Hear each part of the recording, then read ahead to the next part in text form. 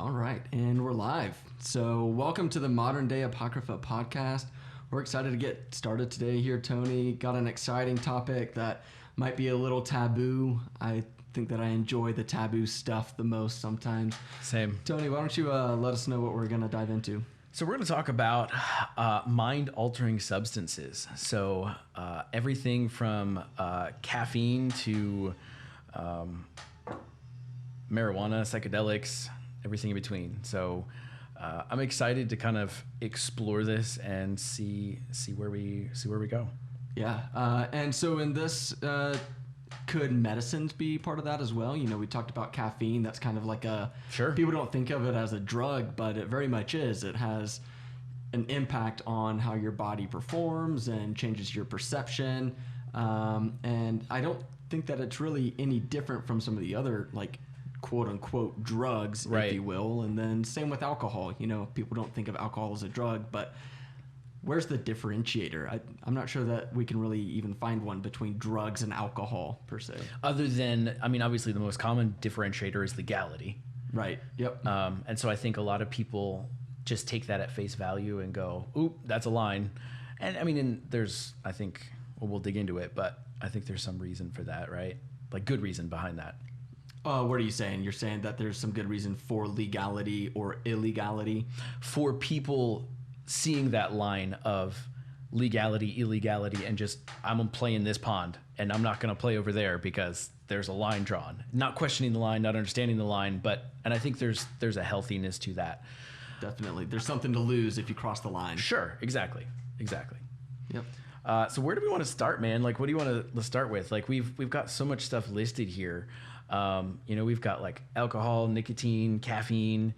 Well, yeah, I think just kind of a good way to start is kind of the conversation that we were having, which is like, how do we define these drugs? And to me, I think it really means a drug is something that you take so that it alters something in your body. Sure. And that could be physical alteration. It might do something to like your internal organs, or it might be like a mental alteration that changes your perception. And we might get into some more of that really prominently with psychedelics, right? And I mean, this is just a web of different substances, because within psychedelics, you've got peyote, you've got mushrooms, you've got acid or LSD. I mean, there are just so many different things. My personal rule, right, is that I always ask myself before anything, and like this is for the longest time, like I didn't even like drinking coffee every morning because I didn't want to be dependent on something, right? And my biggest thing was, what's my intention, right? Am I trying to enhance my reality or escape my reality? Because if I'm enhancing my reality, that's probably a good idea because I'm in my reality. I'm just trying to make it better, right? Whatever that is. Like, you know what? Maybe I need that boost in the morning, and now I do have caffeine most mornings because... Welcome to the club. Right? Thank you. It's not coffee, though. It's actually these energy drinks that I found. Oh, interesting. What are the energy drinks? 𝗟𝗟𝘁. So coffee for me, like I get this huge spike and then a huge crash. And so it's just not worth it for me if I'm using it for that. I mean, don't get me wrong. I love coffee.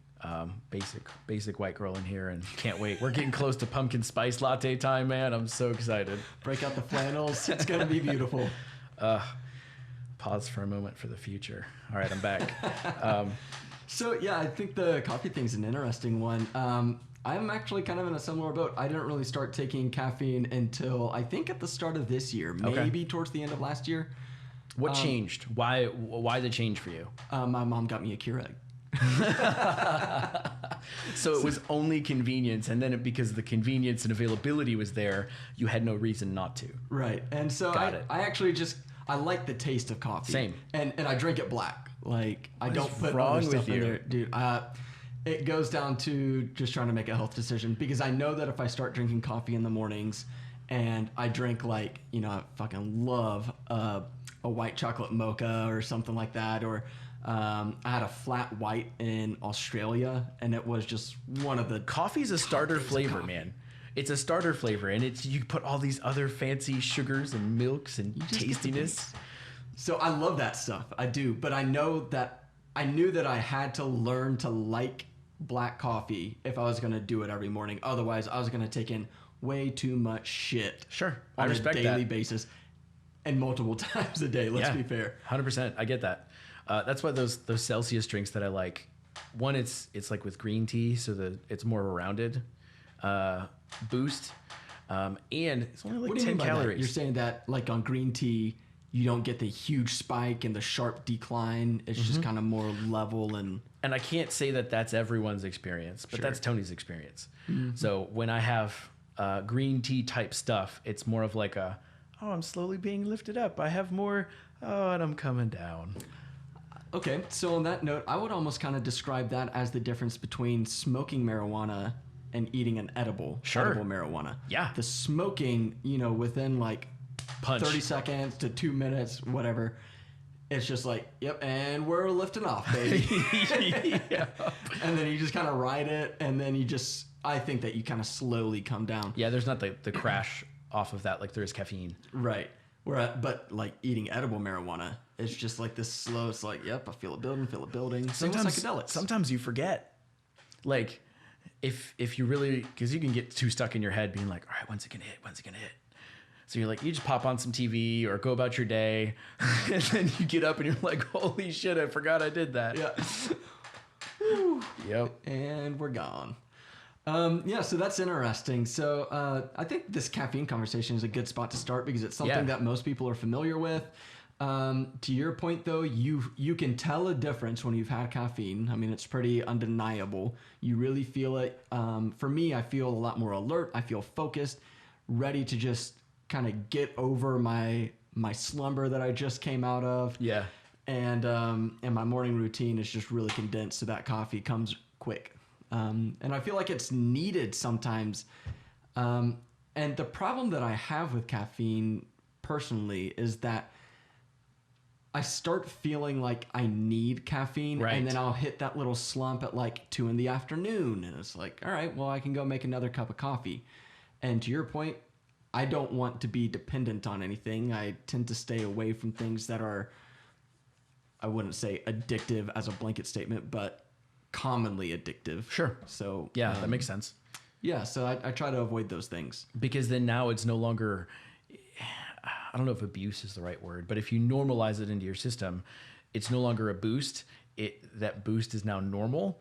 And instead of you feeling the lift, you feel the dip. Right. So now I always need this to get back to my normal level. So go ahead. I don't know. That was kind of it. I was going to ask if you think that might be what's been one of the keys to all of these coffee shops being so popular, is that you have that, like, everybody gets, we'll say, addicted lightly to coffee. Everybody wants the coffee. Once you start drinking it in the morning, you are on your way to work, or used to be on your way to work. Hey, some people still are. That's right. And you go to the Starbucks line, you get your drink, and then on your way home, had a long day, you need that little energy boost, going back to your family, got to have the energy to do the things that you need to do around the house, and, what's better than coffee to get you through that, right? Right. And it's interesting on how we will, granted the functionality is different of it, but we will demonize someone with alcoholism or like a drug addiction, but it's culturally common to celebrate a caffeine addiction. Mm-hmm. Like someone goes through a withdrawal at 2 o'clock in the afternoon and goes, oh, I just need my caffeine. Nobody bats an eye. Nobody goes, oh, we need to get Sarah to,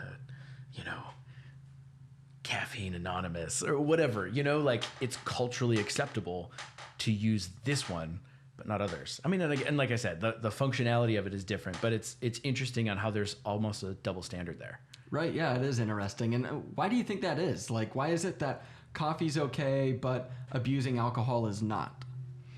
I think, I don't get belligerent on caffeine. Sure. Yeah. So, if you think of it as fueling the workplace and stuff like that. What if it were like, maybe you're not getting just wasted all the time, but perhaps you got to have that beer at like 2 PM or something. Because that would be so frowned upon if you just said like, yeah, I got to leave work and go get my beer and I'll be back in 15 minutes. But not everywhere though. Because I've heard that like overseas, like in like the UK area, it's very common to have a drink around 2, 3, 4 o'clock at work. It's normal. Like that's part of the culture. Interesting. I had somebody. Where do I need to move for that? No shit. I had somebody tell me when they came back from overseas, they thought it was a form of entrapment because they went over with the same company and they come around at like 2-3 o'clock with the alcohol cart with beer and wine. And they're like, hey, what do you want? And he's like, I'm good. And they're like, all right. And then they did it again the next day. And he's like, what the hell? And he was convinced that they were trying to, no, I know I'm not supposed to drink on ours.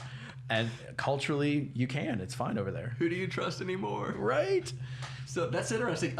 You said that they came around with the cart, and you actually made me realize that our company actually does that in the UK. Some of the guys out in our London office I was on a call with one time, and they were like, oh, here comes the beer trolley. And I was like, I'm sorry? Come again? And they're like, yeah, it's the beer trolley. And I think they only did it on like certain days of the week or something. Sure. But yeah, you're right. That is something that I have heard of.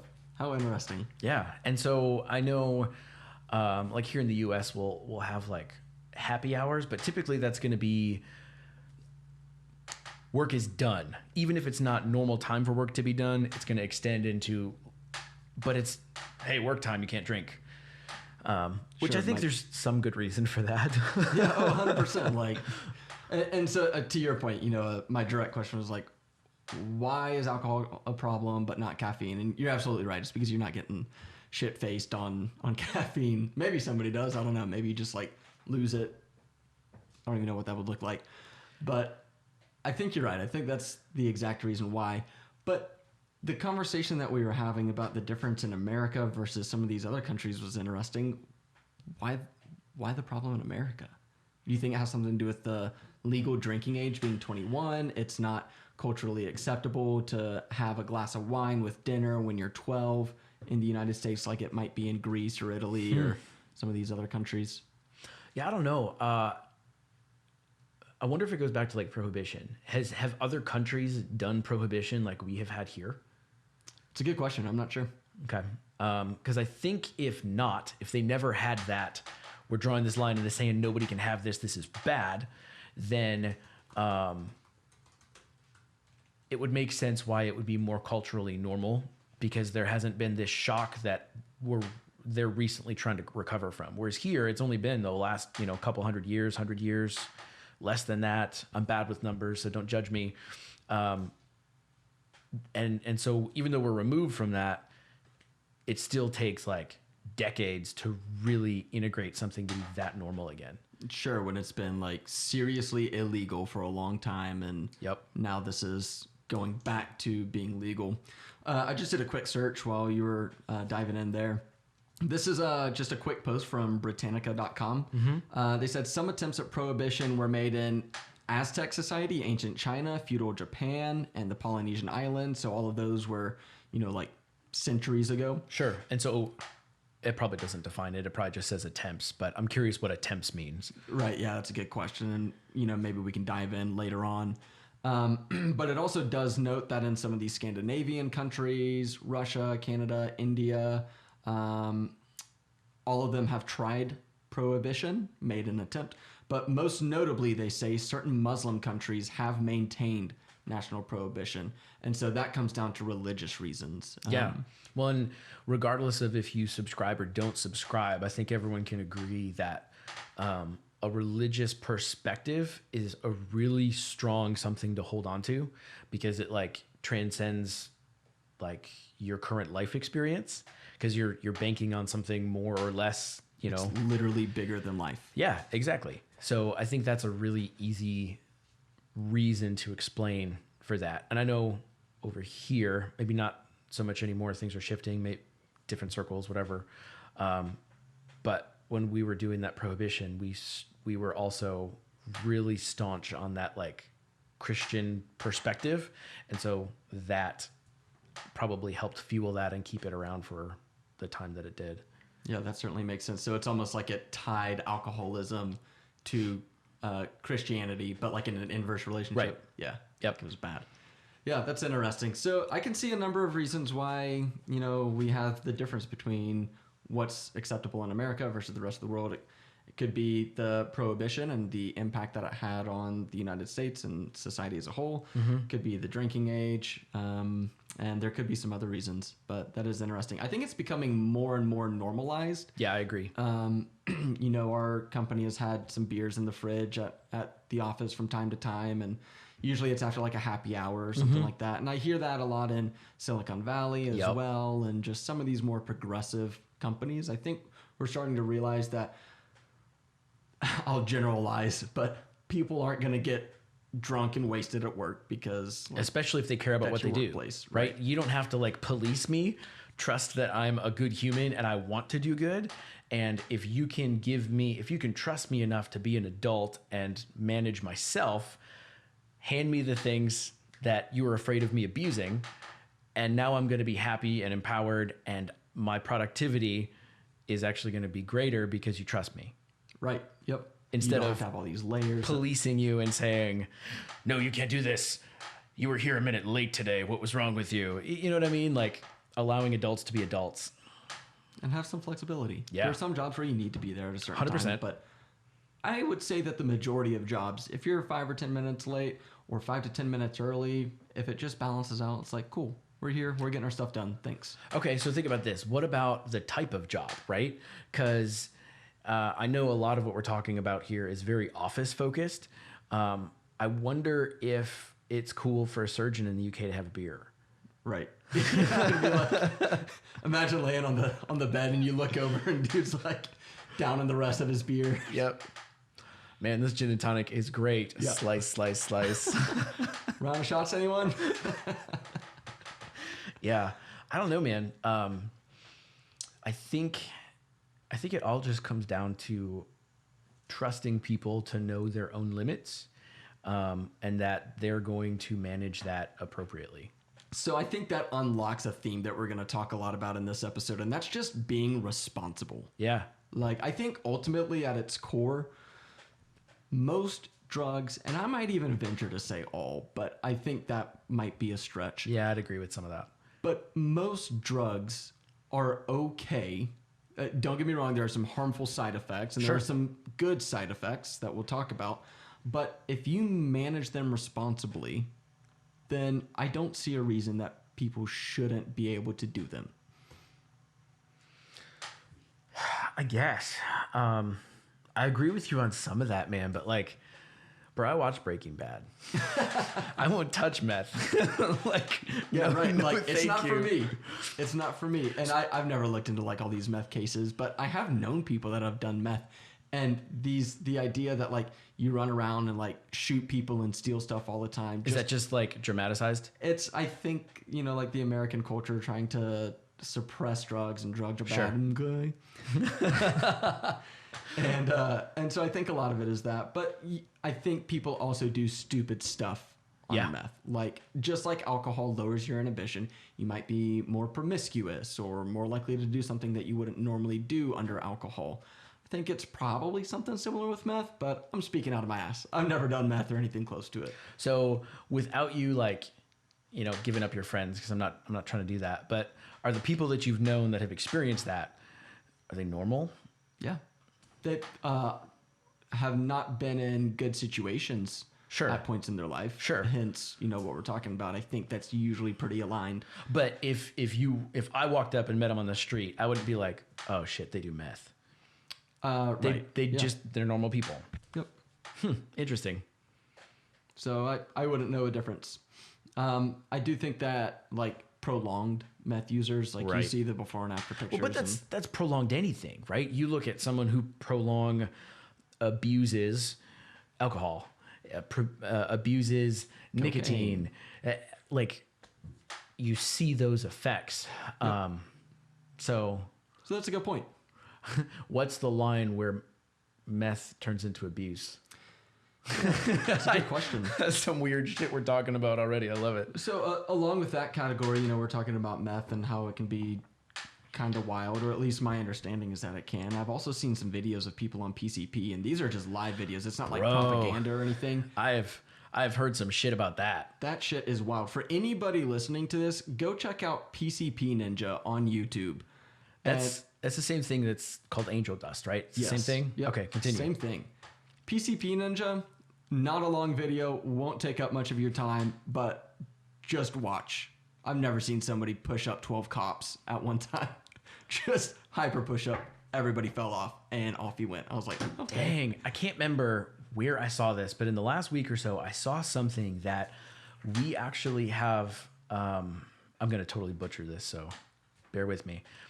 Our bodies have way more strength than is needed.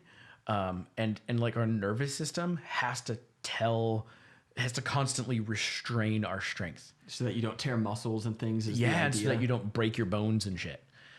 Just like you can't, this may not be the same thing, but you can't bite your own tongue. Yeah, I can bite my tongue right now. You can bite it, but you can't bite it hard. Like, I don't know anybody that can just, I mean, it hurts. Like, I can bite it to... If you wanted to bite it off. What are we doing right now? Touche.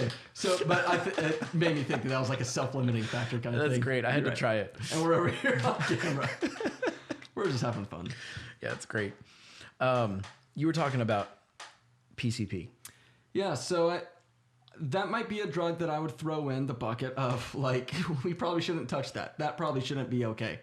And small sample size, Tony and I are not researchers of drugs, formal researchers of drugs, we'll say. But I've seen a lot of videos of people on PCP walking down, like, the white lines on a road with cars driving by. Like, they just... I don't know if it's that they're not scared or if it's that they don't care. It's almost like there's a complete loss touch of reality. Yeah, it's like a sense of invincibility is the way that it looks to me. So what about, like, go back 1,000 years, maybe not even that far. Historically, a proper use for that might be like a berserker type thing where, hey, all right, guys, it's battlefield. Let's hit our PCP and just go tear the shit out of the bad guys with our swords and axes. Because you got to give it your all. Like, it's life or death, so you might as well risk it all and go all the way and do your best to win. And now we just, try to blow each other up with computers, so we don't need to do that. Right. Which still isn't great, but that's a topic for a different day. Sure. Yeah, we could spend hours on that. Yeah, no kidding. That's an interesting point. So, like, maybe depending on the circumstances, PCP is a good thing. I've heard this before, and I don't know if it's necessarily true, but I've heard that meth was created during World War II by Hitler's army because he needed his soldiers to be able to march and march and march, or drive and drive and drive. And, well, what do you hear about on meth? You hear about people staying up for like 72 hours straight.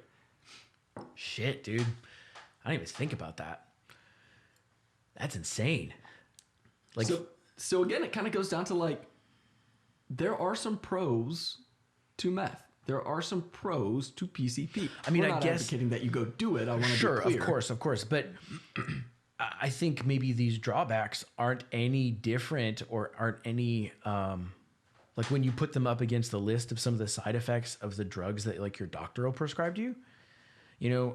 Here's this one thing it'll help with, and here's the 76 things that you could die from. Right. So for us to demonize one and not the other, like, that's an interesting comparison to me.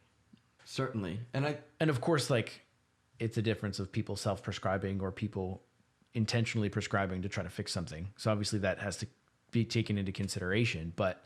Right, and, like, the doctor is qualified. He's researched it. Sure. He knows the drugs, or hopefully he does. Yeah. He or she. So I think my question is to, like, the American populace and maybe the rest of the world. Are we having an honest, open conversation about drugs? Or are we starting off with them being bad and trying to overcome that or trying to reinforce that? Yeah, I mean, as I'm just having this conversation with you, I know I can be completely open and honest and be like, hey, what's good about meth? And you not go, Right. What the fuck is wrong with you, Tony? And let me be clear, if somebody else said that to me, I'd be like, dude, like, exactly. Let me tell you what's not good. So I think culturally, I can probably count on one hand, and I've got a lot of people in my circle. and I could probably only count on one hand the number of people that I could have this type of conversation with. So, and maybe that's just my experience, but I would venture to say that culturally, I don't think we do a good job at having an open and honest conversation about things like this. It's too taboo. Yeah, and people are so afraid, and I guess this is kind of getting into the whole reason why we're doing this podcast is to talk about these things. But people are so afraid to offend somebody, or that your perspective of me will change if I ask a question. I don't even share my opinion, but I just ask a question about something taboo. Oh, wow, you, boom, written off, blacklisted, whatever. You know, especially like you've got the corporate space, you've got different, you know, religious structures, family circles. Like, people want to insulate their community, so they're afraid to just ask questions sometimes. Would you agree? Oh, wholeheartedly. I absolutely agree. And then so I think it means that we're very quick to judge as a result, because if somebody does something, it goes back to the coffee addiction versus the alcohol addiction. Yep. If somebody's addicted to alcohol, like, you very negatively judge them. But one of the guys that we do work with goes to the coffee machine at least 6 times a day. And I'm not kidding. I believe it. And like, nobody judges. It's just like, damn, dude drinks a lot of coffee. Bro loves his Java. That's right. Like, and nobody has that frothy monkey machine is pretty good. It is pretty good. Now I'm thinking about coffee, man. It's way too late for me to try to have coffee right now, but I want some coffee. And decaf. Decaf's a lie, okay? Let me just say that. I will still drink decaf, and maybe it's just because I'm sensitive to stuff. I drink decaf and I still get wired. Maybe that's a placebo effect. Interesting, yeah. Tony bullshit type thing, but yeah, I don't play around with any of that. So we've got quite a few different substances on the list. We talked about meth and alcohol and caffeine. We haven't really talked about marijuana, which I think is probably the most prevalent illegal drug. Yeah, I mean, that's definitely the topic of today, because you've got, half the states saying, oh yeah, we're good. It's decriminalized. I don't even know what that means, to be quite honest. Like, I read the definition, it's like, sounds like that's a pretty big gray area. Yeah, I guess that's a pretty good way to put it. And then you got the other half who are like, oh, hell no. This is still super illegal, and we're going to track you down, and nope. So it's a really interesting spot, because depending on where you live, you could live in a spot where it's completely legal and 10 miles away be illegal, or vice versa. Yeah, that's a super interesting one, and how weird our times are in right now, that this state it's good, that state it's only medical, this state it's completely illegal. It's like, what is going? Can we all just like? Well, I'd say the good news is that everybody has a choice now. Fair. If you want to smoke pot, head out to Colorado. If you're really anti-pot, come on out to Tennessee. Right. It just seems how it is. On that note, I heard a story this morning. And the story was about a gentleman who was convicted of a nonviolent cocaine possession. Okay. Back in the late 80s. Okay. And the guy who's telling the story read about the story in the newspaper in like the early 90s, I guess it was. Sometime in the 90s, he said. And the teenager who had possession of cocaine, it was his first offense. Like I said, it was nonviolent. Mm-hmm. He wasn't distributing. Actually, I shouldn't say that. I don't know that.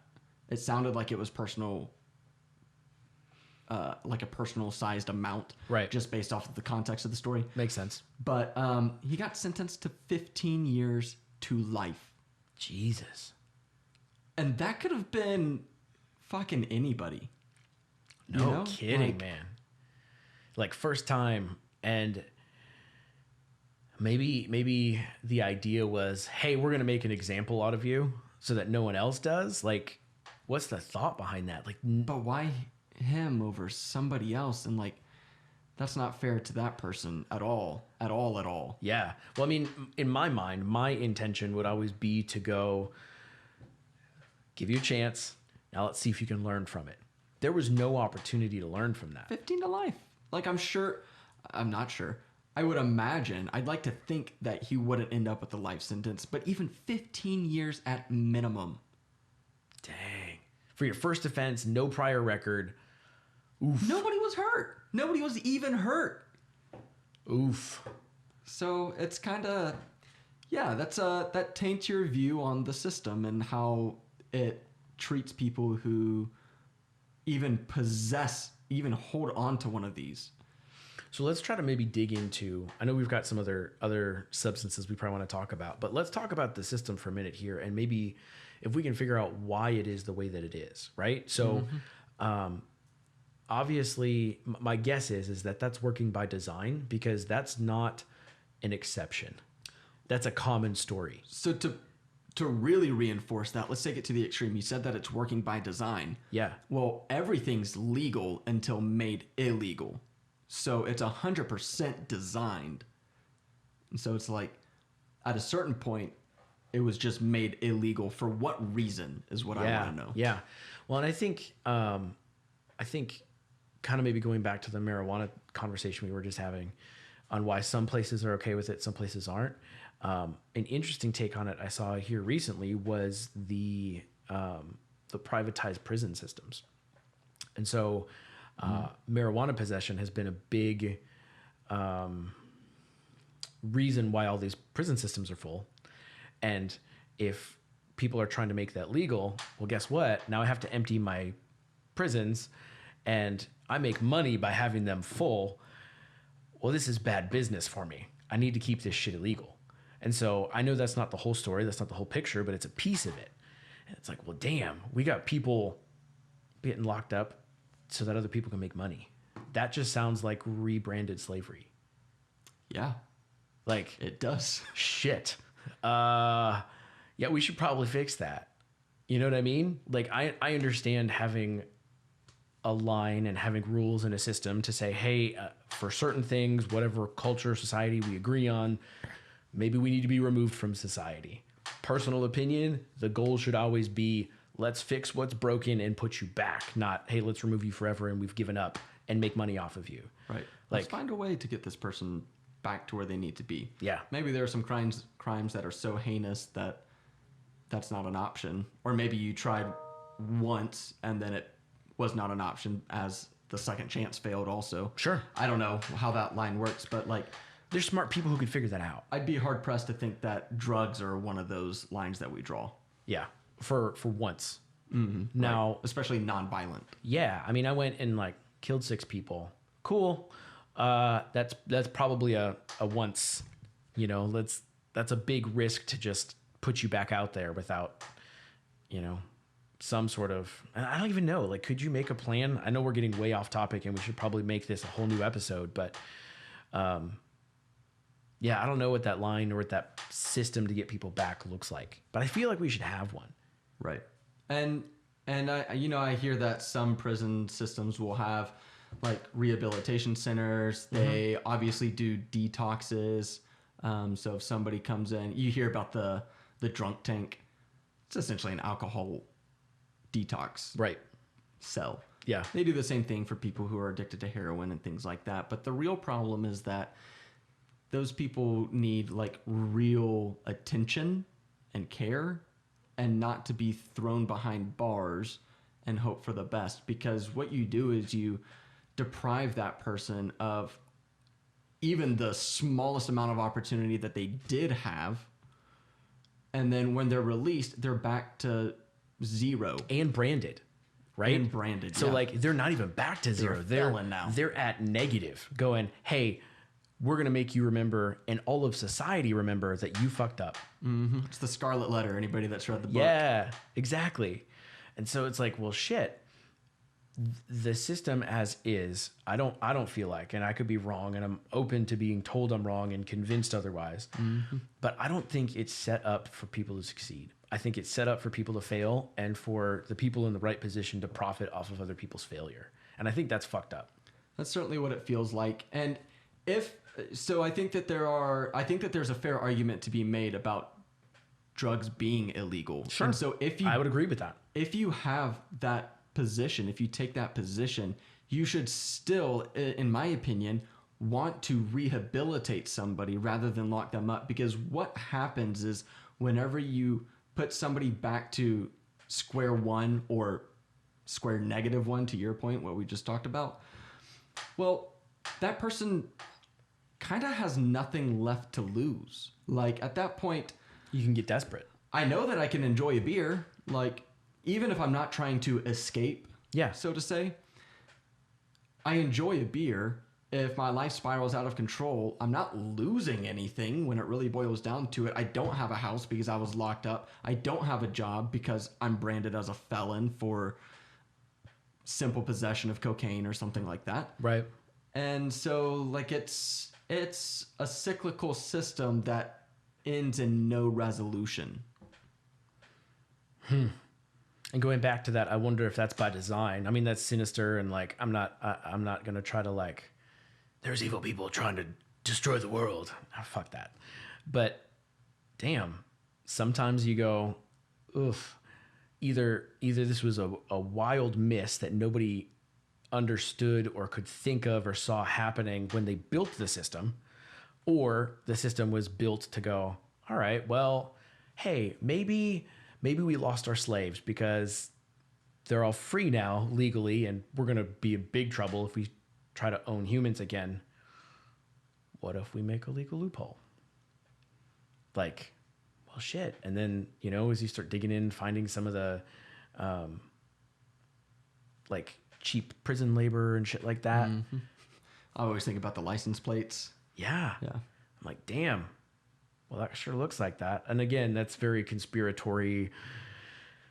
I mean, whatever, we'll talk about it. But well, I think it's a fair question to ask. Yeah. Whether or not like we want to or don't want to subscribe to it, there's nothing wrong in asking that. And so like this is a tangential conversation here, but you mentioned something about like you can't ask somebody about why meth is bad because it's so taboo. It's kind of the same thing with conspiracy theories. Like you can't ask that for being feared of being labeled as a conspiracy theorist. But like, let's just ask the question, and maybe there's some semblance of truth to it. Maybe not. Maybe it's a crazy idea, but there's nothing harmful in asking the question.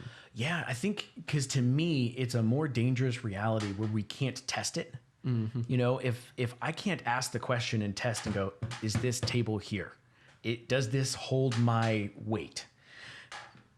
I'll never know. And so now I'm kind of like dancing around this thing. And I feel like we've built so many of these things in our culture that we're like, hey, we can't test this.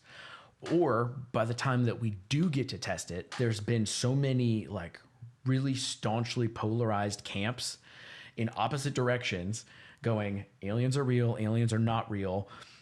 You know, all of these crazy shit that when you try to actually test something, you can't find the test because people have created their own, well, this kind of stands up, and they fight, but they both kind of stand up.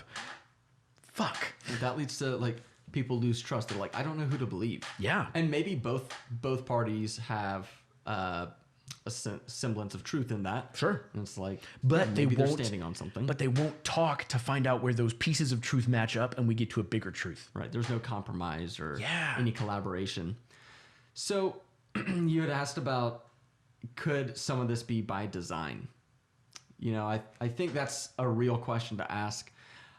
Just when we were reading about this a little bit, I'll let you talk a little bit about this line here, that it's widely known that marijuana prohibition has some racist undertones to it.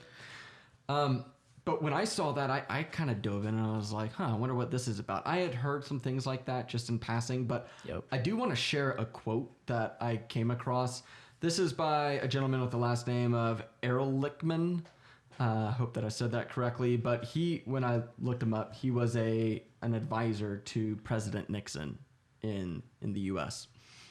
And his quote, which the article says that generated much attention and has been widely cited, was the lead for an anti-drug war campaign.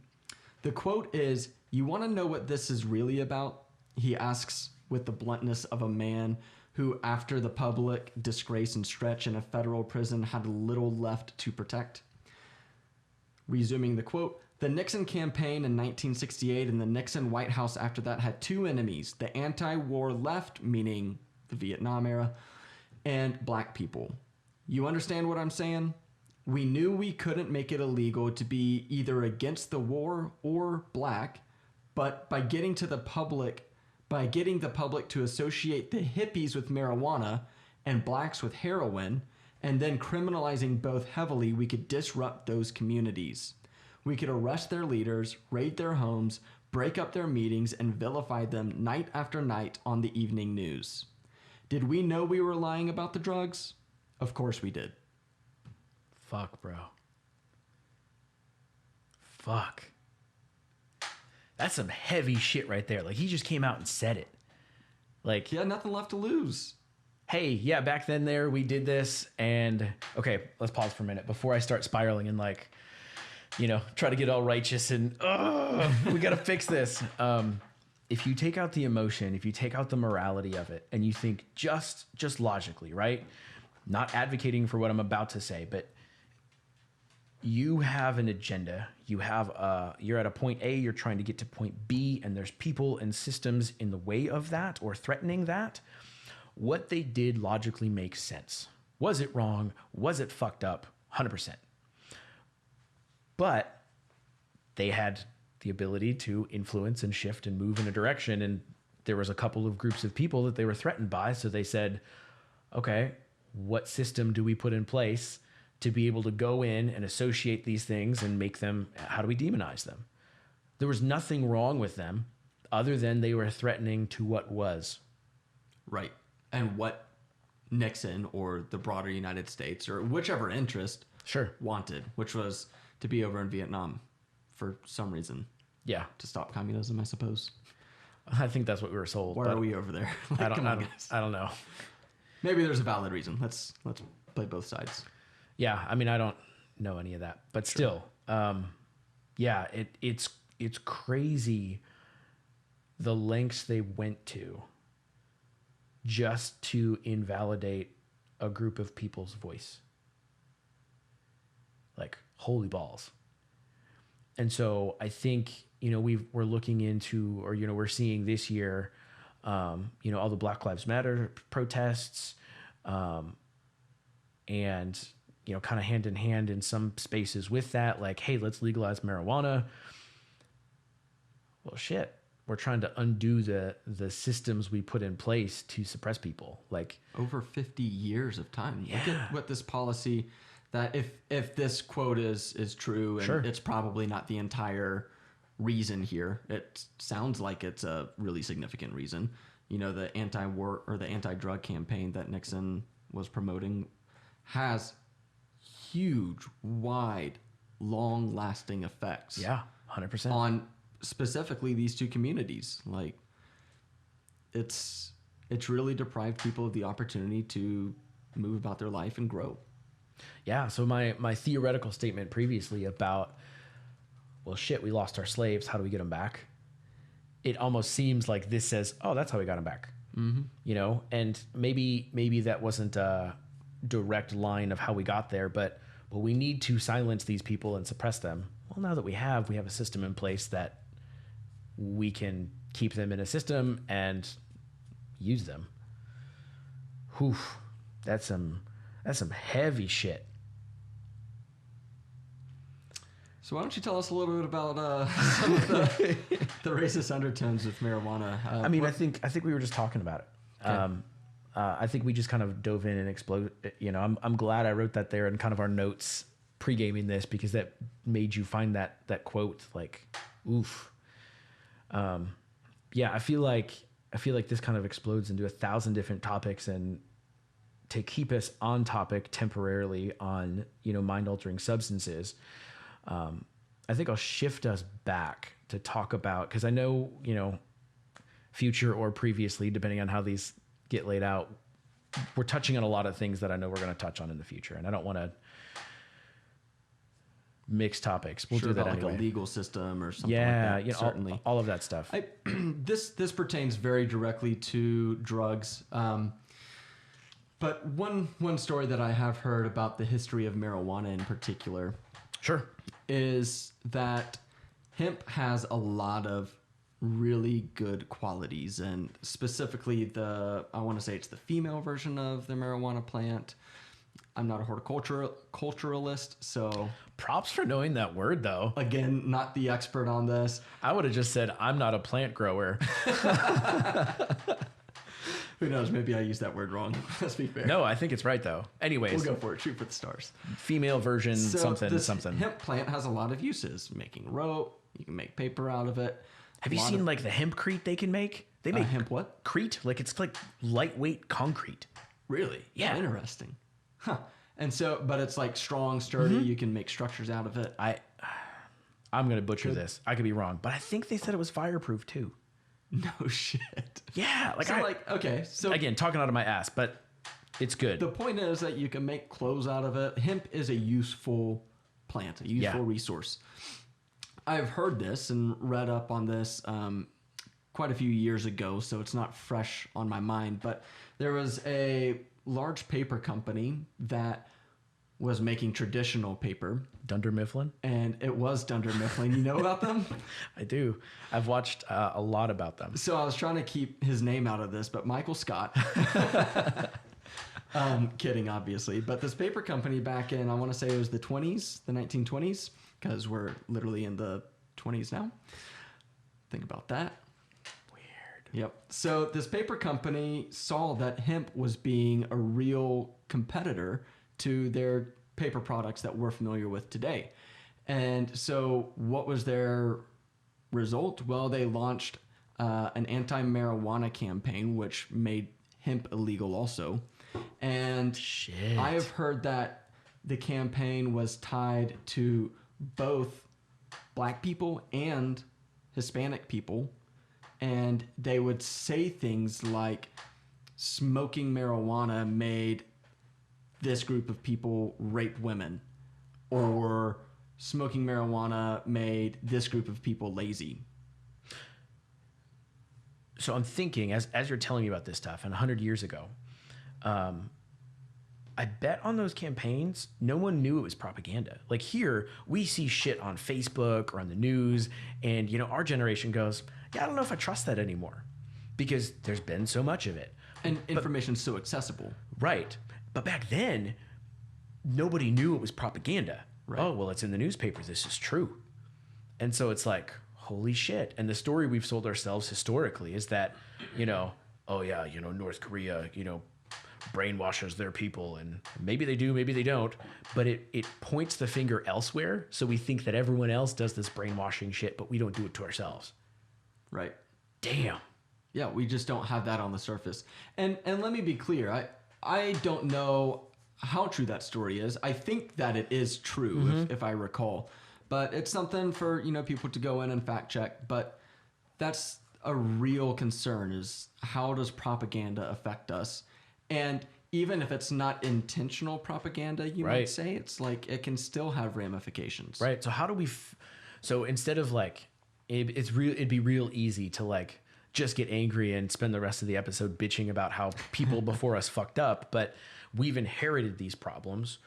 How do we move forward? And I think one, we have to like acknowledge it, but how do we like come up with solutions to undo what we've done to groups of people as a country systemically, and then fix those issues so they don't happen in the future? Like that's a big lift.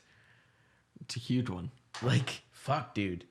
So I think a lot of it starts with an educated population. Sure. Like, and when I say educated, that means that there's an onus on us as individuals. There's an onus on the people who are in power, and there's an onus on everybody to be able to have an open conversation and be open-minded as much as possible. And I guess the example that I would cite is that there have been some studies that suggest that things like Molly or ecstasy can help people with PTSD. Yeah. Or that psilocybin can help people that suffer from depression. Yep. Or we hear this all the time, marijuana can help people with glaucoma and anxiety and cancer and all of these different issues.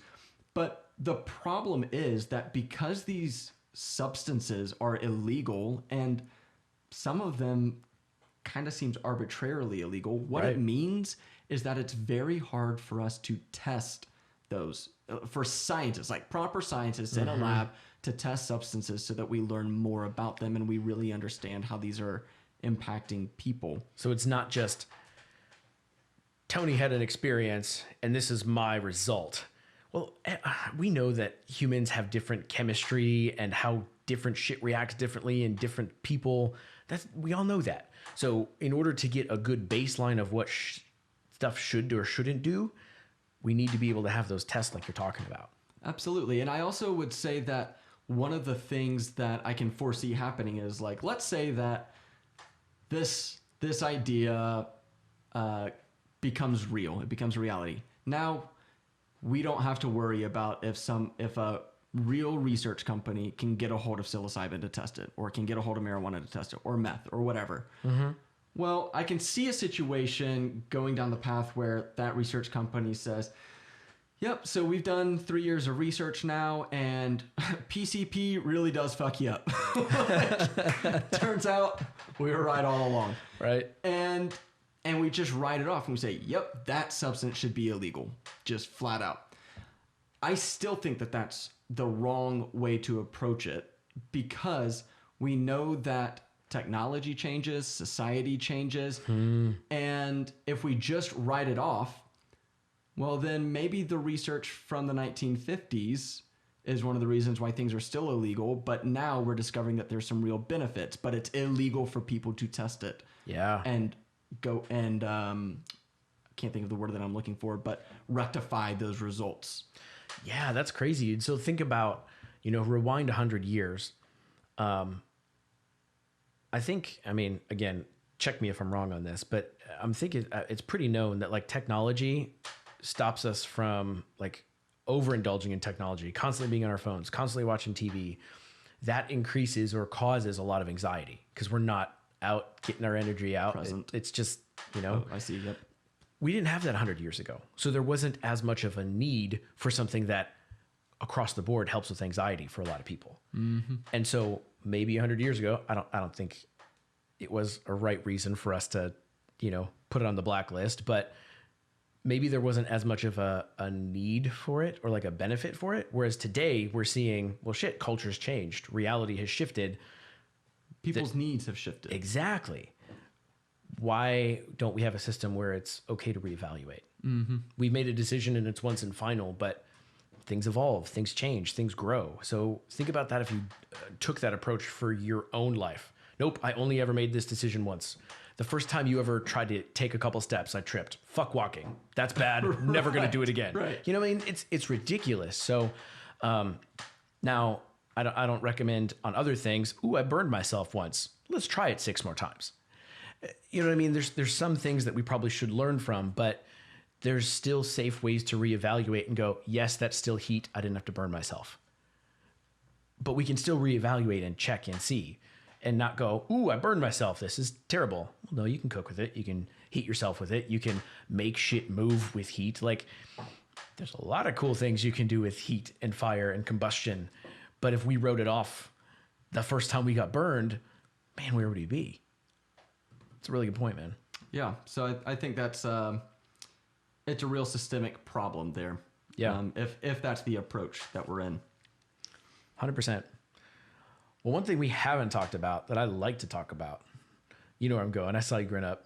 Let's talk about psychedelics. Let's do it. Let's talk about psychedelics. We're far enough into the episode that if anyone was going to get too pissed off by this anyway, they're not here anyway. So, yeah. I'll just say, my psychedelic experiences have come from mushrooms and LSD, acid specifically. I actually don't know if those are the exact same. I think it's the same thing. I think it's just a different name for it. I think so too. Kind of like saying pot and marijuana. Yeah, right.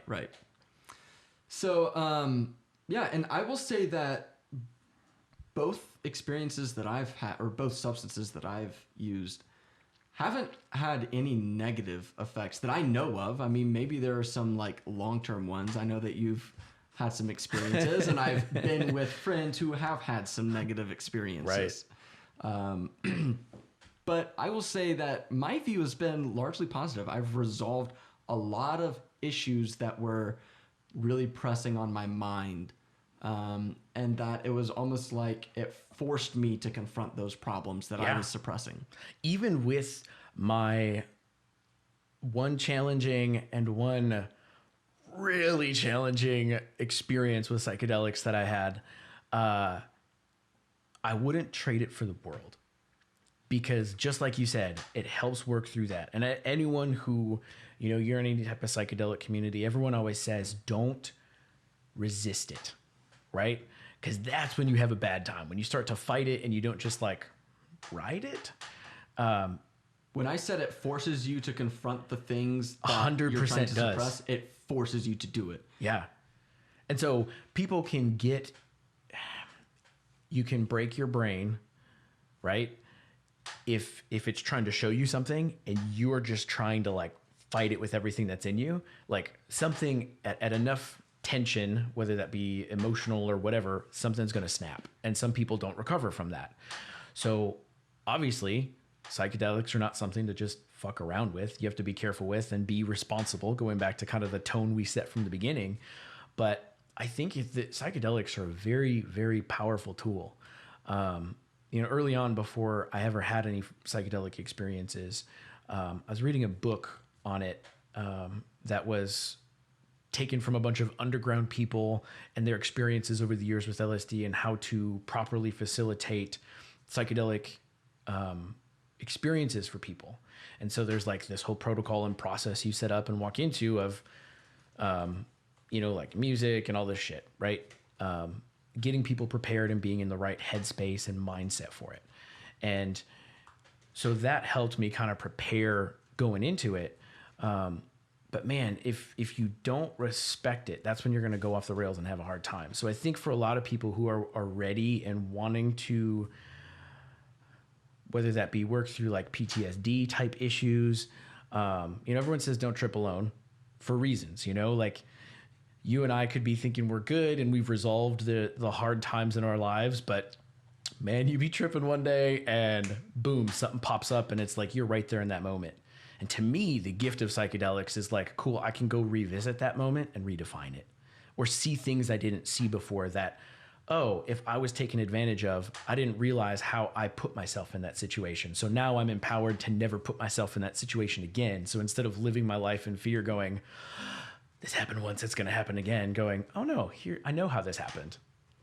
I don't have to do it again. Or thousands of other different realizations and shit you can have with psychedelics. So I think they're a powerful tool, but you have to respect it and know what you're getting into. You can't just, psychedelics, in my opinion, aren't something you just go party with. Right. Yeah. I think I would disagree a little bit on that. Okay. Let's hear it. My experience is that like acid is more recreational. I'm not as internal with my thoughts. I'm more external with my actions when I'm on acid. Like I would agree with that. It's more like visuals. I'm just appreciating all of these different things. Music is cool. It just kind of enhances that.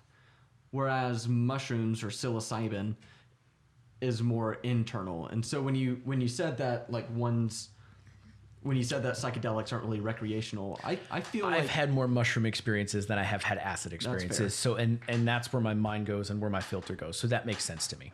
Okay. I would agree with that. So and then I've never tried peyote. I've never tried salvia or anything ayahuasca. Like that. Ayahuasca, yeah. Ayahuasca is an interesting one because it has been around for thousands of years, not unlike mushrooms or peyote or any of these other substances. Marijuana, any of it. And so really that kind of goes down to maybe a conversation that we can talk about in a few minutes is natural versus unnatural. Sure. Because, LSD is created by Albert Hofmann and I think it was in Switzerland.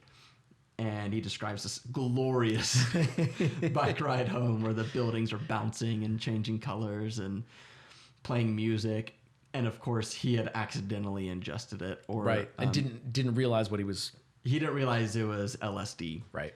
And so I think he took like a pretty significant dose. Which, by the way, from my reading, there is no LD50 lethal dose. Yeah. LD50 for LSD. Like there's no known amount that will kill somebody. Really? Yeah. So like it's interesting. Theoretically, you can't overdose.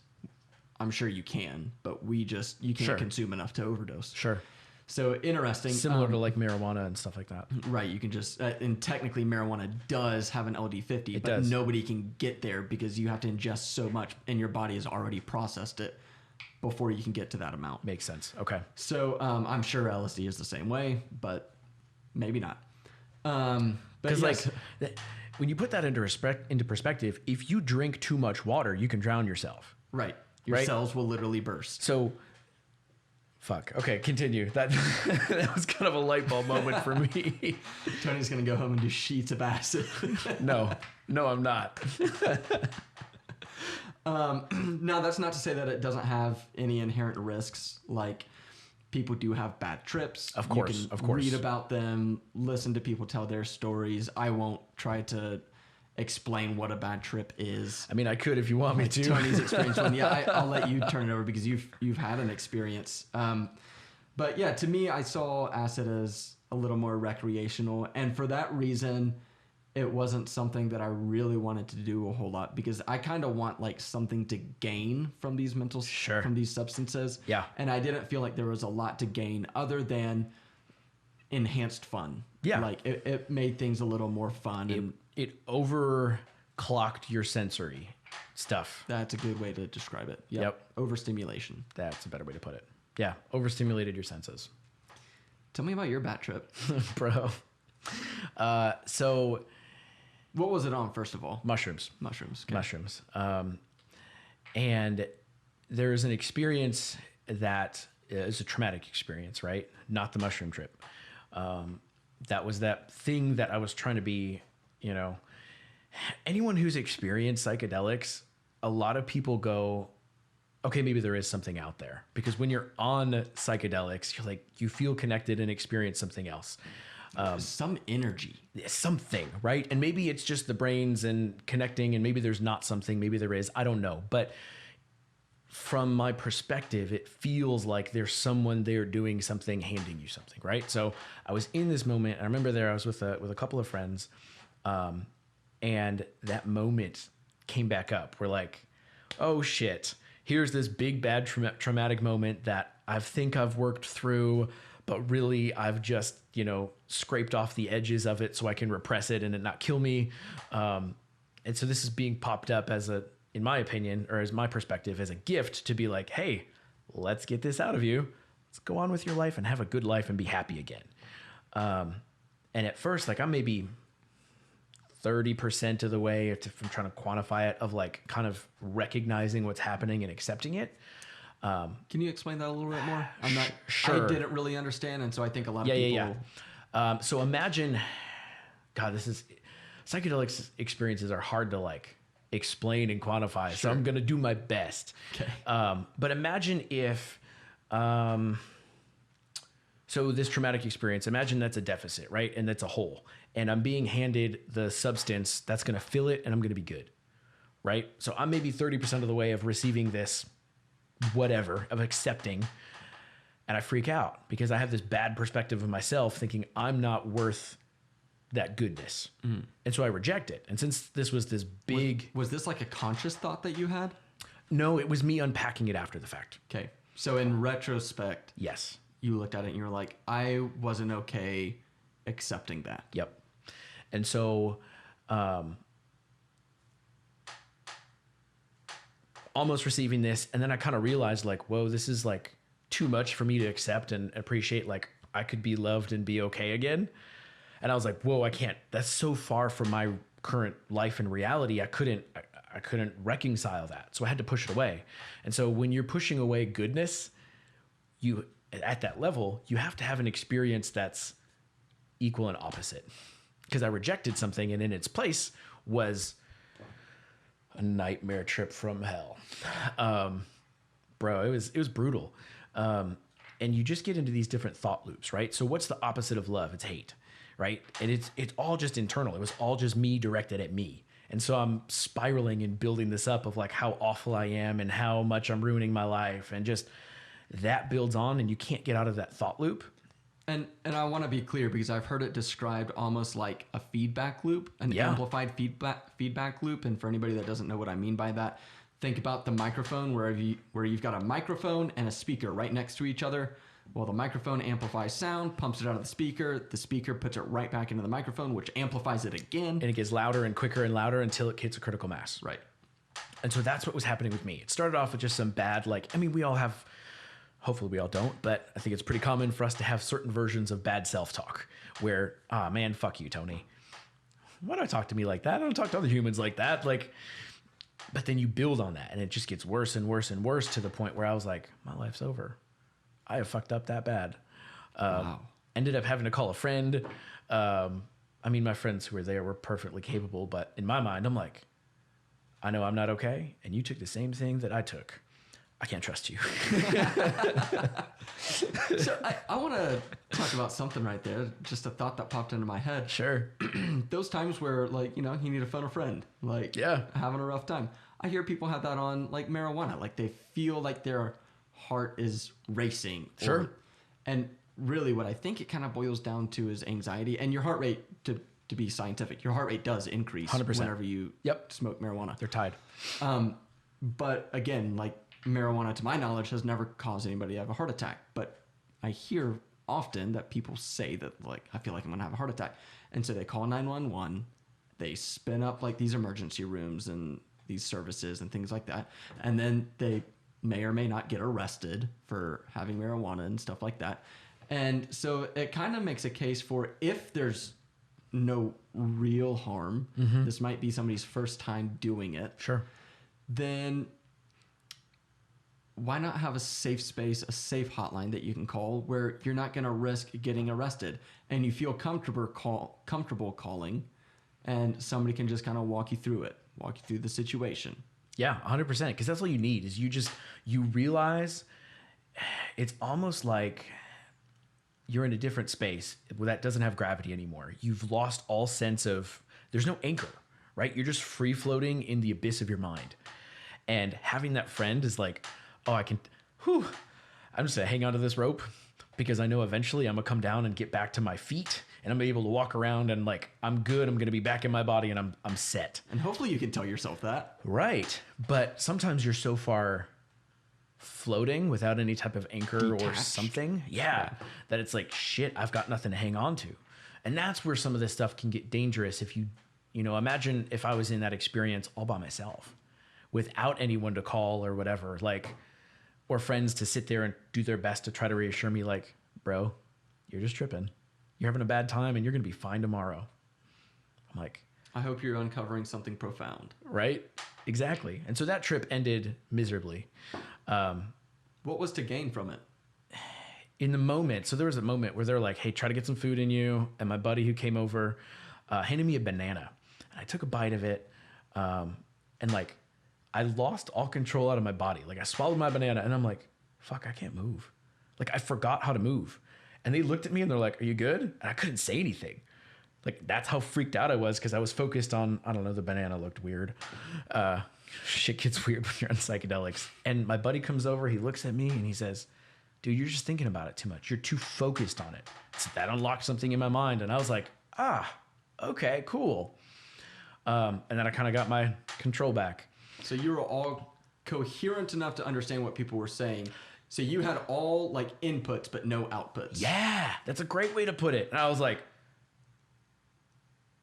everything worked in here. Could talk to myself, but I couldn't move my hands. Couldn't communicate. I felt like a baby. I felt like an adult aware stuck in a baby's body. Wow. It's nuts. And so that's terrifying. It was a couple of months before I tripped again. Surprise, surprise. And it was trying to integrate that and assess, well, why am I doing this? What am I trying to gain out of this? And so then I tripped the last time that I tripped, was the time after that. And it was the big final beautiful resolution to that horrible chapter in this story. And it was I went in not necessarily expecting a whole lot. But I was able to kind of receive that, I don't know, healing or wholeness or whatever I rejected that first time through. Dude, I had this powerful moment. My buddy was with me. I might tear up as I talk about this, but I had this moment where like, I was like, man, why am I doing this? Why do I love everybody else around me, but not me? Like this really profound fucking moment, right? And I was like, well, shit, no more. That ends today. And I went in the mirror and I looked myself in the eyes and I was like, all right, man, from here on out, it's you and me. Like, doesn't matter if anyone else says, I like Tony, I hate Tony, whatever. You don't need to go find anyone else. Like I've been looking, like all the relationships I've had, best friends, romantic relationships. Like you ask my brother, ask my mom, they're like any type of relationship I ever had, I dove into and was like way over codependent. And that was my whole world. And the thing I was left with is I was looking for myself and everyone else I met. And so in that moment, it was like I found me, and it didn't matter whatever happened in the future because I was in it with me. Like someone had my back and that was me. And some people maybe grow up having that knowledge or awareness or whatever, but I didn't. It sounds like self-respect. Yeah, that's what I gained that day. And so like my buddy who was tripping with me was like, holy shit, dude. I'm so glad I was here to just watch that. Like that was one of the most powerful things I've ever seen. And I haven't tripped since. I don't know if I'll ever trip again because I didn't know what I was looking for when I went into it, but I was looking for something. And I found that and had this whole life-changing experience. And don't get me wrong, like there's still hard days. There's still days that suck and whatever, but I'm not alone anymore. You know, like I've got me. I still want my friends. I still want community, but something in me, mushrooms healed something that was broken. Like simply put. So I will always advocate for psychedelics and that people should have them if they're ready and if they're in the right experiences because, you know, Steve Jobs, like someone who changed our culture completely with the stuff that he brought to market, said that LSD was one of the top 3 most profound experiences in his life. I get it now, you know? A couple of people in that book I was reading, that's what I was trying to bring up earlier. They credit their time with psychedelics to winning the Nobel Prize. Wow. It was the guy who came up with how DNA looks like with a double helix or something like that. He was able to visualize it on acid, I think. And then he came back and like did the work and did the math. And so he was like, sure as shit. Yeah. Check out deoxyribonucleic acid. Yep. And so to round that whole big story off, and if you were on the fence about psychedelics and maybe I just convinced you to do it, I'm not saying it's an easy pill or a fix all button, right? It happened to be the thing that helped me get from point A to point B over a chasm that some people don't ever figure out how to cross. So yes, it has its place. Yes, I will always speak highly of it, but you have to respect it. And if you're looking to do the same thing, like have some friends, make sure that you've exhausted other options and, you know, yeah, be responsible. So, you know, Tony, I think what I'm hearing is, again, there are pros and cons. 100%. Like, it's just, it really boils down to that. And, you know, as a society, I think it would be nice if we could evaluate how severe some of the cons are and use that as the basis for whether or not something should be illegal. And it sounds like even though you might have a really rough experience, it might be a shitty 6 hours. Yeah. That isn't in my mind, that isn't a reason to make something illegal and prevent a million other people from getting a huge, profound, life-changing experience. Yeah. Like you found self-respect. That was probably the second worst 6 hours of my life. That's pretty high. Also some of the most valuable hours of my life. Sure. So it leads to something positive if you want it to, if you're looking for it. And I just want to kind of mention this about your story. How many people can point to the moment that they found self-respect? Fuck, I don't know. But it's like, here's one where like there's a literal thing that helped you achieve that. Yep. And obviously that's subjective. Sure. You got to be in the situation to be looking for that or any number of variables, but there's something really good to take away from that. My experience, the first time that I ever did any psychedelic, it was mushrooms. And I had a moment in my life where I was really hurt by some people that I really, really trusted. And I knew that I was hurt, but I didn't really recognize how damaging it was. Sure. A lot of different aspects in my life just kind of fell out. And it was unhealthy. And, you know, after a year or two of trying to cope with that through different means, not substance abuse, I didn't turn to alcohol. In fact, I had an intentional mindset. I was like, a lot of people get drunk whenever they go through a huge issue. And I was like, I think that's how you start replacing your pain with something else like alcohol. And that's, I think, one of the things that can lead to addiction. Man, fucking props to you, dude, for having that moment and going, nah, I'm terrified of addiction though. So that's still kind of what it boils down to. Still, that's worth celebrating. That's fucking awesome. Appreciate it, man. So I made a conscious effort to not do that. And instead, you know, I turned to listening to people talk about certain similar issues. Sure. And how they would recommend handling it, or reading books about psychology and things like that, and understanding how people function and learning more about the world, because I realized that it kind of boiled down to a sense of naivety. Sure. I don't know anything about that. And yeah, I think let's just say I haven't solved the problem yet. Hence why we're here, right? But I've come a long way, I'll say that.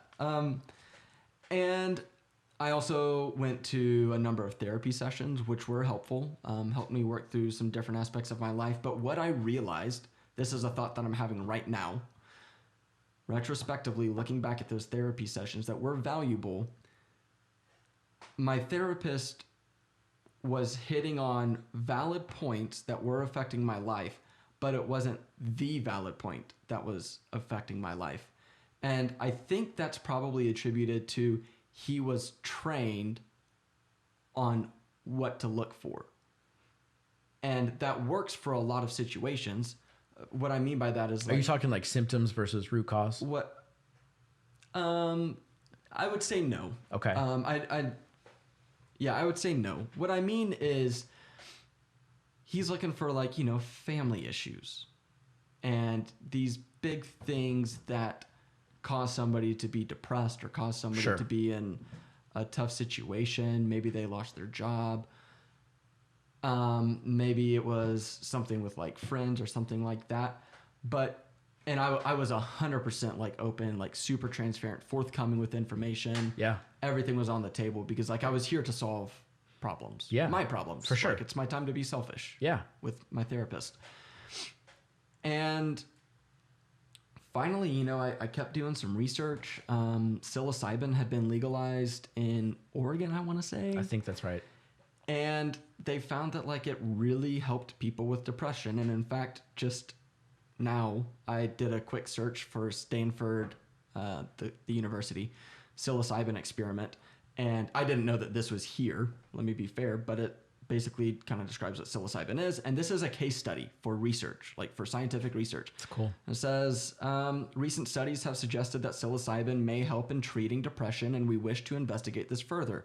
Psilocybin works on the serotonin system in the brain, which is linked to the regulation of mood. Current regulations do not allow psilocybin to be prescribed in the United States for treating depression, although it has been approved for use in this research study. And then they go on and they're asking people if they would be a part of this study, or I don't know what the next steps are. It's irrelevant. But, so I came across studies similar to this. You said that Steve Jobs said that LSD was the top 3 most profound experience in his life. What I was actually looking for on this Stanford study was something that said very similar things. And it was that out of, I think it was a few hundred people that were part of this research study, it was something like 85% of them described that as the single most insightful, profound experience in their lives. Yep. Over marriage, over the birth of their children, over any significant milestone that you achieve. That's fucking powerful. And so, I'm reading this and I'm like, okay, there's real studies being done that say that this helps with depression. And I would say that I was depressed, but it wasn't like I was depressed and crippled. I want to be clear about that. Right. But I was like, something's unsettled in my life. A lot of things are unsettled in my life. And, I researched mushrooms. Psilocybin is the active ingredient in mushrooms. And I was like, let's try it. Let's give it a go. It's been researched.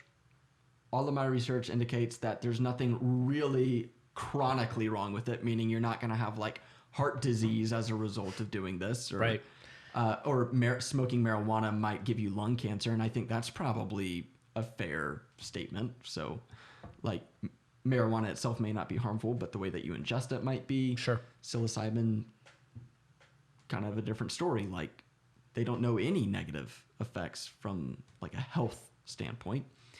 And so I was like, let's give it a go. So I take it, and just right off the bat, I felt like I was talkative. I actually did it by myself. I was well aware that you should do it with somebody else, but I chose to internalize all this. I felt like I was in the right state of mind to be in control, but also understanding that I don't know what I'm getting myself into. Right. And I realized very quickly that I wanted somebody there. And it's not because I was like scared or felt like I needed somebody there. It was because I wanted to connect with somebody else and like love somebody else. And so I was talking to my girlfriend a lot, and then she had to go to work, and I was like, oh man, like it's back to just me, And so that was a problem. But I'll tell you, as soon as that somebody else was no longer there to kind of distract me and keep me connected in that sense, that's when I started really doing this for the reason that I did it. So like a couple hours go by and I'm like really just internalizing what's going on in my life. Like, why am I unhappy? What is it that I want? What do I not want? And it wasn't like this huge moment where I realized self-respect, but I will say that it was a huge moment where I just literally went headstrong into confronting those problems.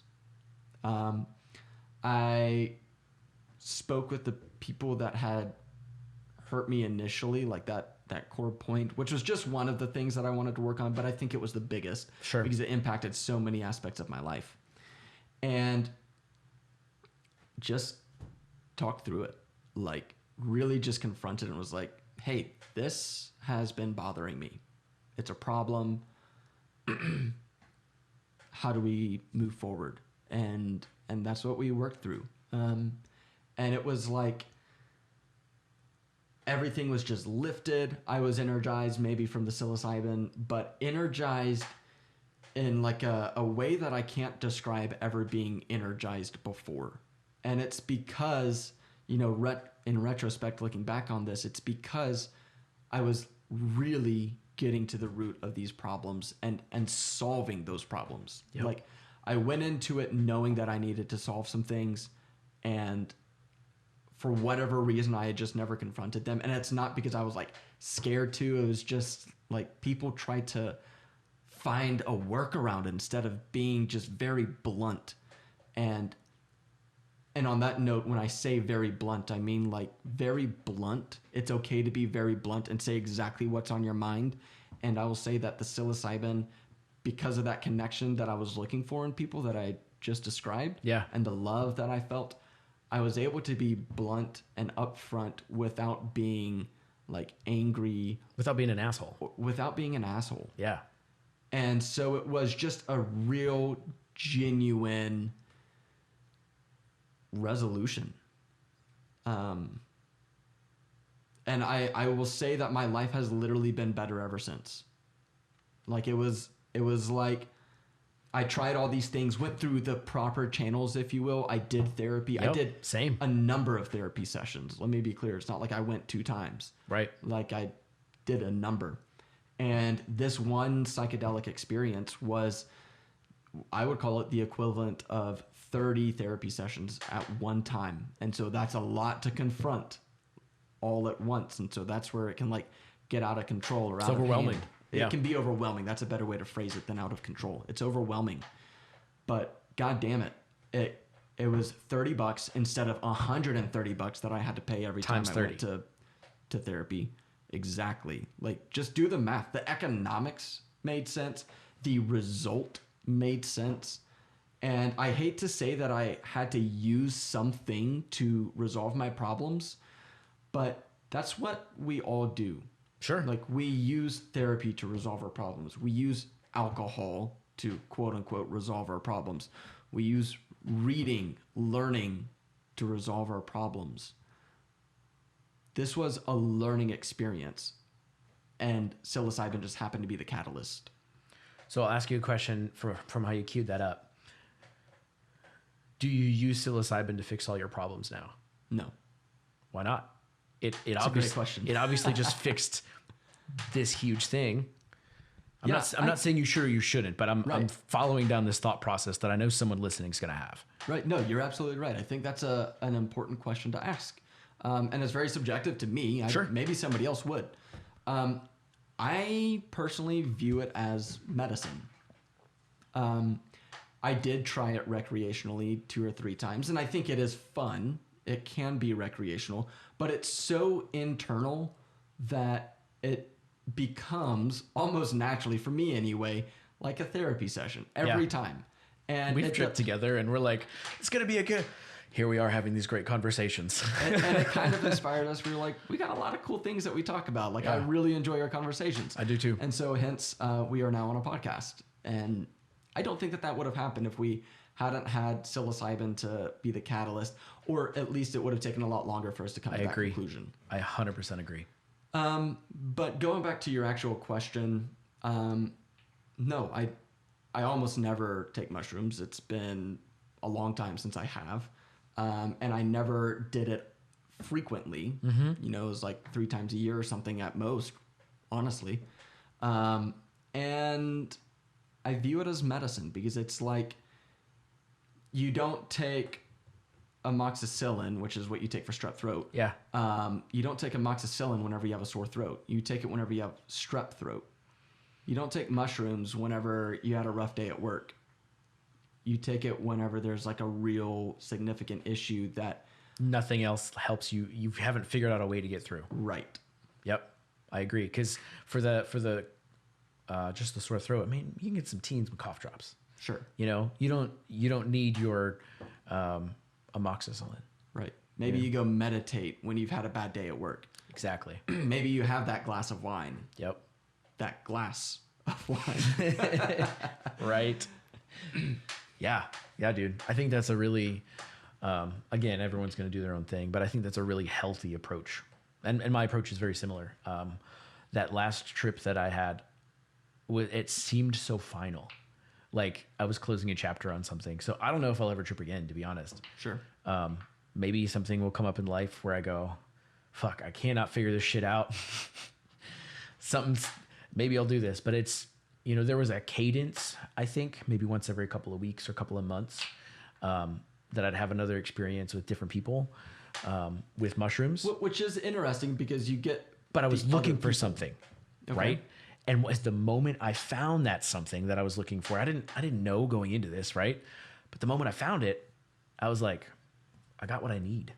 And in my perspective, if I keep trying to go have as profound of an experience as I did that one time, all I'm going to do is cheapen that experience. Mm-hmm. You know, you don't go, you know, try to get married 6 times because it was so great every time. You know what I mean? Like, you ever been to Utah? That's so bad, bro. But you know what I'm saying? Like, and not that you have to like, artificially limit yourself from good things just to make them better. But for me, it was like so special and so profound that I'm like, yeah, I don't think I could ever top that. So why try? Let me go experience other things. Sure. Absolutely. Yeah. If you're looking, you can't go into it like hoping to top it. Right. It's like hoping to solve something. Right. And I haven't come across anything that I need to solve that hard yet, that I haven't been able to. I agree. That's interesting. We both have very similar perspectives on that, and I'm sure we're not representative of everybody. Of course not. But you know, it kind of goes back to that question. Like, so far, it's been 2 years, and I can't think of a single negative thing that has come from that. Maybe I find out that I've got cancer when I'm 80, and like they're like, "Hey, it was from those mushrooms you took." You know, like. Maybe that happens. I'll keep an open mind about it. But I will say that if I get to 80 and that's when I get cancer, the lesson that I learned from those mushrooms was well worth the 60 years of value that I got out of it. I'll take the cancer. Yeah. Which, I mean, I don't think you're going to get cancer. You're pretty damn healthy. So I wouldn't be worried about all that. I wouldn't go too far now. Hey. You see all these mushrooms I've been taking. In comparison to a lot of people. I mean... Never mind. That's an off the recording conversation. But yeah, man, I feel like we've had we've touched on a lot of different things, went into a lot of different places. What's your biggest takeaway of, well, I guess before I jump into that, are you ready to jump into takeaways? Is there anything else you want to cover? There's not anything really major that I want to cover, but I do kind of want to talk about just before we close, the natural versus the unnatural. Yeah, that's a good point. And I don't have like a real point to make. No, but let's discuss it. Conversation. Yeah. But one of the lines that I've drawn is that I want to stick with natural things over unnatural, and call me a hypocrite because I have done acid, which is very synthetic. Yep. It's just a man-made chemical. And so with that said, like, it's not like I'm anti-unnatural, but there's just something about the idea of drugs where if they do or could pose a risk, because maybe they haven't been researched well enough for us to even know if there's a risk. Yeah. Maybe there is a real risk with marijuana and we just haven't been able to research it and figure it out. Maybe we haven't found it yet. Yeah. Right. But with that said, I feel like... very arbitrarily, the natural stuff would be better for you. And I have listened to a podcast. It was on the Joe Rogan Experience, and a gentleman came on and talked about natural versus unnatural and lays out a very good argument for why that's not really a good way to categorize things, because unnatural stuff isn't always worse than natural stuff. Yeah. Like, it's just not how it works. Yeah. But when I think it comes to like drugs, I'm more comfortable with it. Sure. And I think there's almost a line, right? Like, you know, you take two things and put it together and build something that's not that far removed from its natural state. Now, when you over process and over genetically modify, and like it's so far removed from what it once was, or you have to combine like all these things to create this way over here thing, in my mind, that's how I look at natural versus unnatural. Mm-hmm. Is it shit that's like, bro, I don't even know what the fuck you are. How the hell did we get here? Versus, oh, look, this is something that came from nature. Yeah, I feel that same way about drugs too. Interesting. Substances, since that's the topic we've put on here. Yeah, since we're closing here, one of my pet peeves is when people say drugs and alcohol. Yeah. Like, why are we differentiating? Yeah. Like, alcohol is a drug. Let's be very clear about that. But that's just a pet peeve. Doesn't really impact much. But it makes alcohol seem so much better than drugs. Right. Right. And again, it depends on what your situation is and what you're trying to accomplish with that situation and what is going to be right for that. Right. But yeah, that's fucking weird, man. Drugs and alcohol. Come on, guys. So you asked what my takeaway was. You know, for me, I think my biggest takeaway that I discovered here that I didn't come to with, this wasn't on my mind whenever we started this conversation, but I realized that we just simply don't have an open forum where people feel comfortable having an honest conversation about pros and cons of drugs.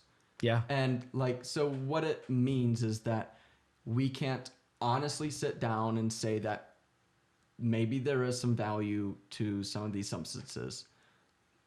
Maybe there are some real negatives to some of these substances. Maybe there are some real negatives to some of these substances that we promote as healthy, like marijuana. And I think that it probably does cause some lung damage if you smoke it a lot. So let's be let's be honest about that. Let's not have an agenda that we got to get this legalized so we never look at it again. Right. So we never say, yeah, you know what? It does cause some lung damage. I don't know 100% that it does, but I can only imagine that it does. And I bet there are studies that would support that. Well, yeah. I'm speculating. If you look at alcohol, like it's legal as hell and nobody really talks too much about, bro, that shit shreds your liver. Right. Like it's known, but nobody talks about it. Right. It's like, let's go get wasted. Yep. And yeah, so I think that's a problem because it prevents those truthful, honest conversations, and it ties into some of the systemic issues that we talked about earlier. Yeah. My takeaway is that we've got a lot of shit to solve. So as we talked about this, when we got into the, that Nixon advisor quote, bro, like this is heavy. And the fact that we've allegedly, right? I wasn't there. I didn't see it, but that seems like pretty damning. And it's sanctioned by the federal government. That we've created systems to like really put down and stop people like based on skin color.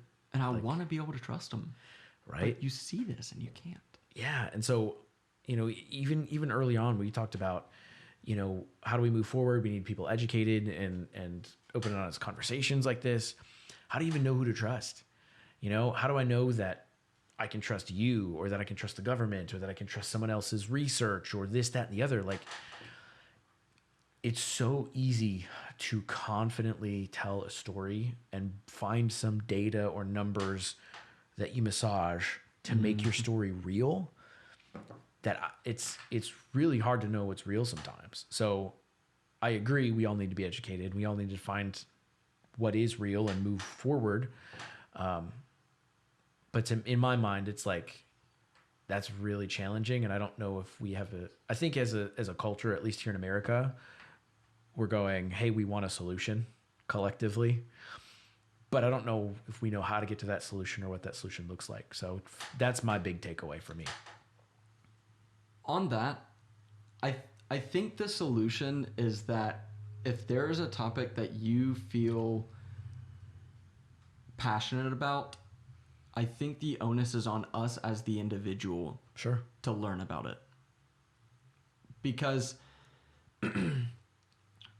we've got, back in the day, there were, only a handful of sources that were like official sources. It was like the daily newspaper. And we talked about earlier in this episode how that's a problem because that's where you get like one agenda is being told, or maybe you're only hearing 3 agendas.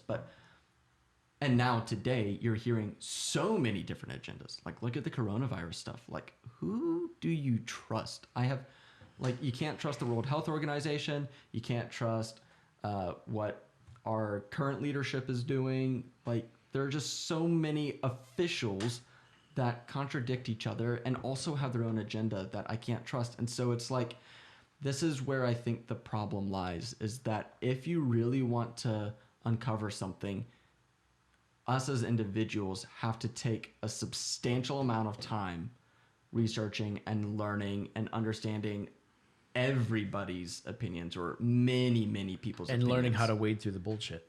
And formulate your own opinion. And quite frankly, a lot of us just don't have time for that. And but what does that do though? Because if you've got 1,000 opinions and you dive in and make just 1,001 opinions, you know what I mean? Like I don't think that's a solution. Oh, sure. I think it's a solution for the education the individual. Piece. Sure. It's like if everybody has a position that they can defend, then that means that whenever you have conversations, kind of like what we have, we're not trying to persuade each other. We're trying to explore, but we do end up in conversations where it's like, oh, I've got a different opinion. Let me explain my position. And it's an open conversation with no goal in mind, no aim. But if you have a strong argument, I hope that somebody else can understand your point of view. So it's perspective, not opinion. I'm not sure how I would differentiate, but... Sure. Perspective is just how someone sees something. Mm-hmm. In my mind, opinion is more like, here's my take on it. Oh, sure. Perspective is looking through the lens opinion is someone's narrative about that lens. I think that opinion leads to other perspectives. If somebody shares their opinion about something, shares their opinion that psilocybin is really inherently terrible for you, I'm listening. Yeah. I listen to your opinion and it changes my perspective. Sure. I start weighing that and taking that into account. Yeah. And I think it's an endless cycle. I don't think there is a resolution. I don't like shit like that, bro. I know. But I think you're right. At least for now until we find a better one. But good talk today, bro. Yeah, this was a fun one. And I hope that somebody learned something or at least can relate and pull something from this conversation, or, you know, I hope that our opinions have led to a different perspective. Yeah, absolutely. We'll catch you next time. Well, that was pretty fucking good.